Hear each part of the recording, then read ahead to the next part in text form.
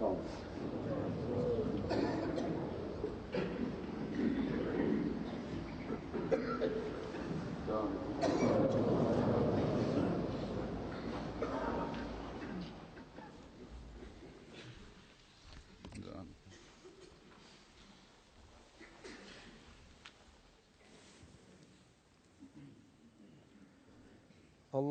أكبر الله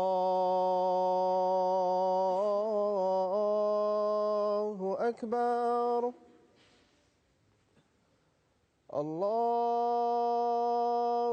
أكبر الله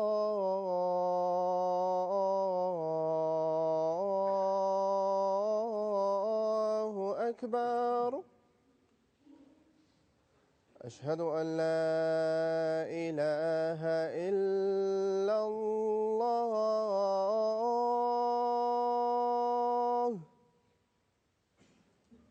أشهد أن لا إله إلا الله.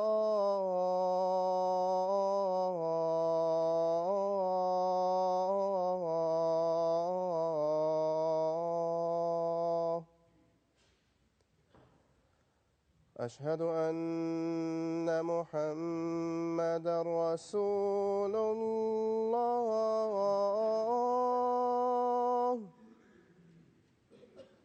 أشهد أن محمدًا رسول الله.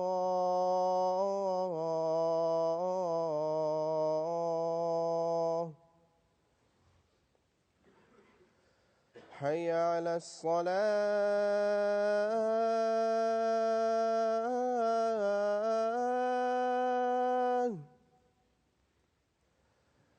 حي على الصلاة.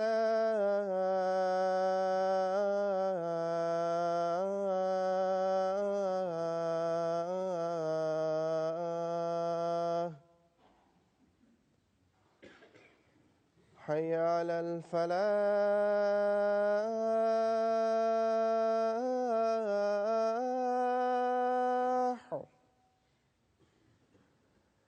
حي على الفلاح.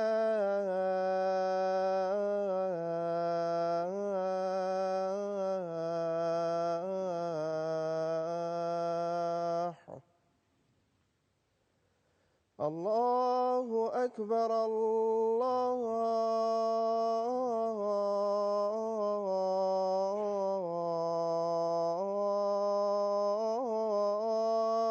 أكبر.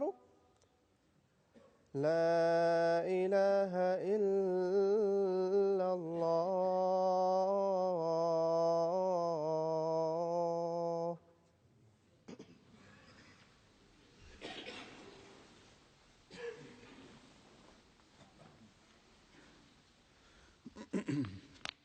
السلام عليكم ورحمة الله.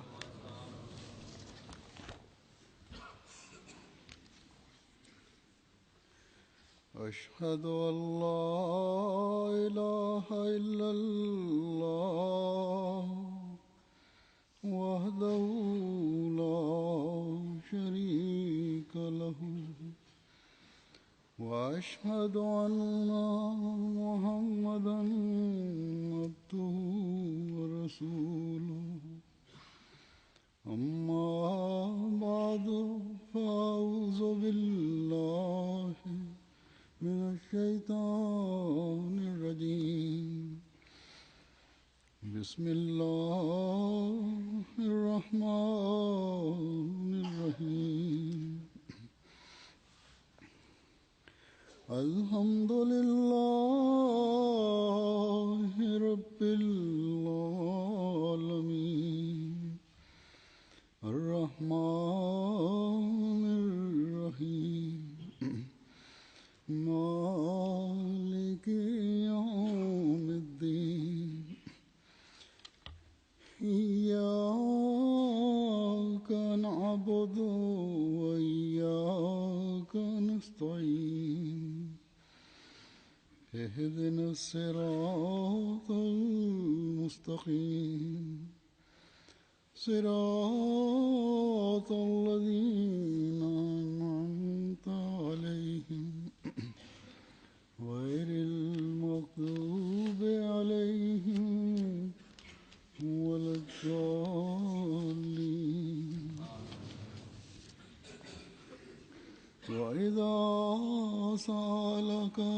عبادي عني فإني قريب أجيب دعوة الداع إذا دعاني فليستجيبوا لي وليؤمنوا بي لعلهم يرشدون.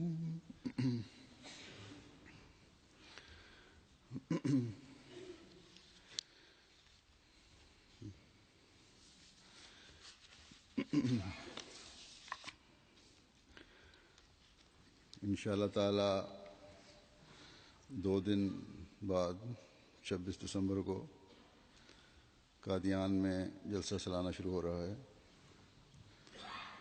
اللہ تعالیٰ اس جلسے کو ہر لحاظ سے بابرکت فرمائے.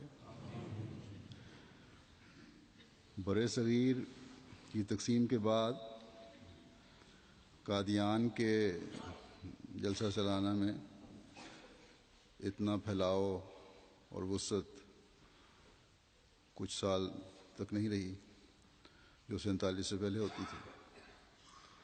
لیکن گزشتہ 2 دہائیوں سے یہ جلسہ بھی اللہ تعالیٰ کے فضل سے بہت وسیع ہو چکا ہے.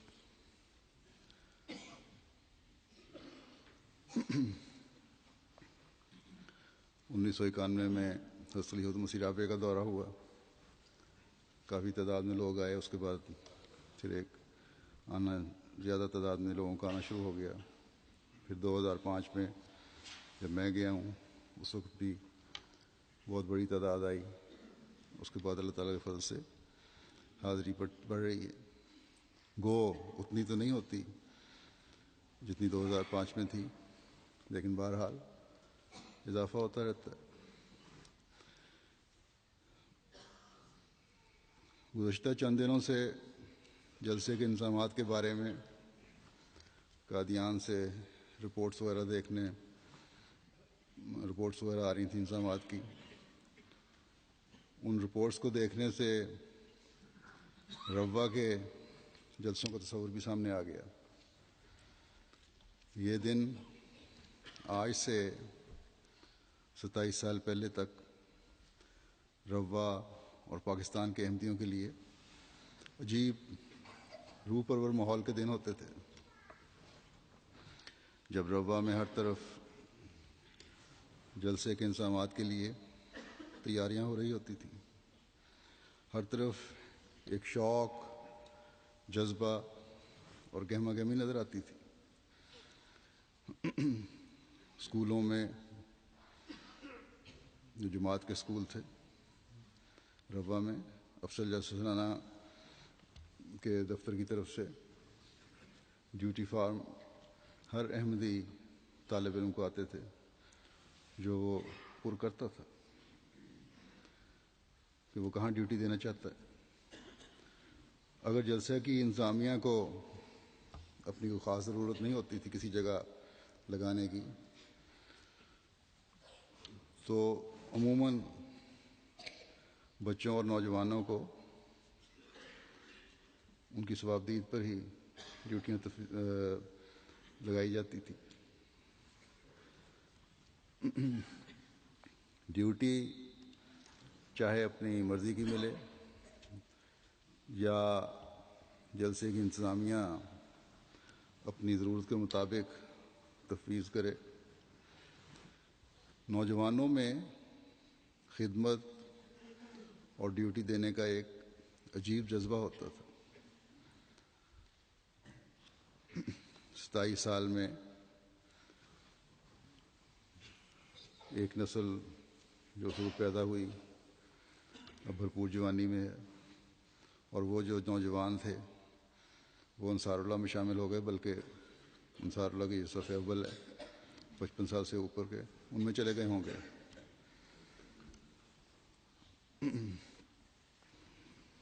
بچے جو جوان ہوئے انہیں شاید ڈیوٹیوں کا تجربہ نہ ہو، اور ہو بھی نہیں سکتا کیونکہ جلسے نہیں ہو رہے وہاں، یا احساس نہ ہو سوائے ان گھروں کے جن میں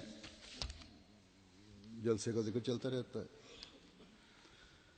بلکہ میں امید کرتا ہوں کہ روا کے جو پرانے گھر ہیں، پرانے رہنے والے ہیں، ان میں یہ ذکر جلسے کا چلتا رہتا ہوگا. اگر نہیں تو ذکر ہونا چاہیے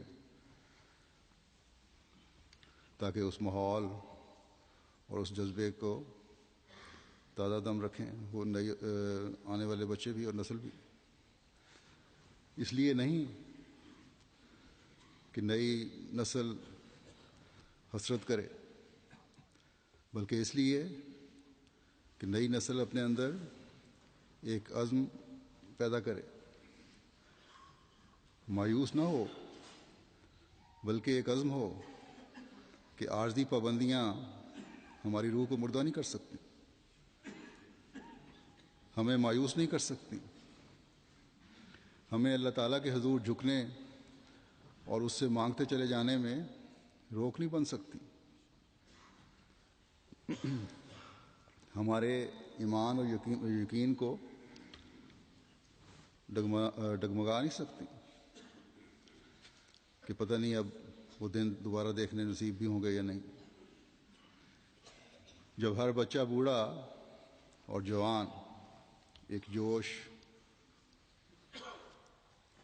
اور ایک ولولے سے اس زمانے میں جلسے کی تیاریوں اور ڈیوٹیوں میں حصہ لیتا تھا، جب ہر جلسہ سننے والا اپنی روح کی سیرابی کے سامان کرتا تھا، یہ باتیں نئی نسل کو بھی علم ہونا چاہیے، جو بعد میں پیدا ہونے والے بچے ہیں ان کو بھی علم ہونی چاہیے. بلکہ گزشتہ 15-16 سال کی عمر میں جو پیدا ہوئے بچے سال پہلے، وہ بھی اب جوان ہو گئے ہیں، ان کو بھی پتہ ہونا چاہیے کہ جلسے کے دن کیسے ہوتے تھے. روا جب ایک غریب دلہن کی طرح سجا کرتا تھا، بازار سجتے تھے، عارضی بازار بنتے تھے تاکہ لاکھوں کی تعداد میں آنے والے مہمانوں کی ضروریات زندگی ان کی پسند کے مطابق مہیا کی جا سکیں. اسپیشل ٹرینیں اور بسیں آیا کرتی تھیں. ہر گھر اپنی بساط اور توفیق کے مطابق اپنے گھر کو مہمانوں کی آمد کے لیے صاف کرتا تھا، آرام دہ بنانے کی کوشش کرتا تھا، سجاتا تھا. گھروں کے صحنوں میں زائد رہائش کے لیے خیمے نصب کیے جاتے تھے، کیونکہ اکثر گھر اتنے چھوٹے تھے کہ مہمانوں اور میزبانوں کی رہائش کا انتظام بغیر خیموں کے ممکن نہ تھا. بعض گھروں کے گھر والے جو تھے اپنے گھر کے سارے کمرے مہمانوں کے سپرد کر دیتے تھے اور خود باہر صحنوں میں چلے جاتے تھے، خیموں کے اندر. غرض کے قربانی کے بھی عجیب نظارے ہوتے تھے جو اہل روا دکھا رہے ہوتے تھے. ہر چہرے پر خوشی ہوتی تھی کہ ہم مہمانوں کی خدمت کر رہے ہیں. اور جیسا کہ میں نے کہا کہ یہ باتیں ہمیشہ کے لیے خواب و خیال نہیں بن گئیں، یہ ہمیں مایوس کرنے والی نہیں ہیں، بلکہ انشاءاللہ تعالی یہ رونقیں دوبارہ قائم ہوں گی اور ضرور ہوں گی. ہمارا فرض ہے کہ خدا تعالیٰ کی رحمت سے کبھی مایوس نہ ہوں، اسے مانگتے چلے جائیں. اللہ تعالیٰ فرماتا ہے کہ میری رحمت سے مایوس نہ ہو. ہم تو اس بات پر یقین رکھتے ہیں جو اللہ تعالیٰ نے اپنے ایک نبی کے حوالے سے، جس کا قرآن کریم میں ذکر فرمایا ہے کہ وَمَن یقنط من رحمت ربہ الا الضالون، اور گمراہوں کے سوا اپنے رب کی رحمت سے کون مایوس ہوتا ہے.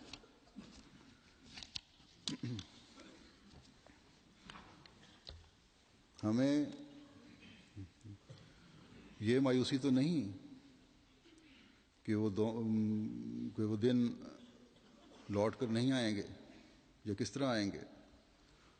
وہ دن تو جیسا کہ میں نے کہا انشاءاللہ لوٹ کر آئیں گے، کیونکہ ہمیں اس خدا کی قدرتوں پر یقین ہے. حضرت مسیح موعود علیہ الصلوۃ والسلام فرماتے ہیں کہ جب سختی اپنی نہایت کو پہنچ جاتی ہے اور کوئی صورت مخلصی کی نظر نہیں آتی، تو اس صورت میں اس کا یہی قانون قدیم ہے کہ وہ ضرور عاجز بندوں کی خبر لیتا ہے. بس اگر ہم عاجزی دکھاتے ہوئے اس سے مانگتے رہیں گے تو وہ ضرور مدد کو آتا ہے اور آئے گا. جب سب ہیلے ختم ہو جاتے ہیں تو تب بھی حضرت طباب کا ہیلہ قائم رہتا ہے.